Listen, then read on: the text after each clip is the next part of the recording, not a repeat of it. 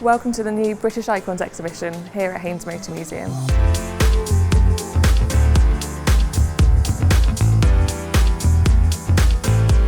So here we are in British Icons driven by innovation, revealing the untold stories of those who designed, engineered, drove and sold cars in Britain in the post-war period. In addition to having our vehicles out on display here and keeping those at the core of the story, we've added in lots of objects and archival materials which we've been able to take out from our archive and show visitors things that we haven't been able to show them before. The exhibition includes 4 iconic British brands, including Jaguar and Lotus, the iconic Aston Martin,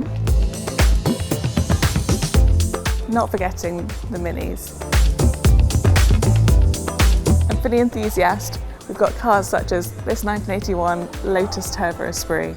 So this one was one of the ones that Lotus sent to Pinewood Studios for the James Bond films when they were looking at choosing a paint colour. It was originally red and now it's in the black and gold livery because it was raced by Jerry Marshall. So this is a 1993 Jaguar XJ220. It was created by a team of 12 Saturday Club employees, which are Jaguar employees working in their spare time to create it, and they wanted to make a car that reached 220 miles an hour.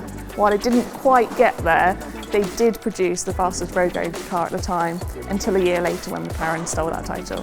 And we're also rotating cars on and off display every few months or so there'll be different things to come in and for you to see each time you visit. Post-war British automotive history is a really exciting story to tell in this space because it is all about the engineering and design innovation that came out of that post-war period. In addition to the engineering and design innovations that you can see in the interactives and in the interpretation, there's also lots of social stories that we can tell. So we've told some of those stories in this space, the stories of those who engineered, who designed, who sold and who raced those cars. So those are a new addition to the space as well.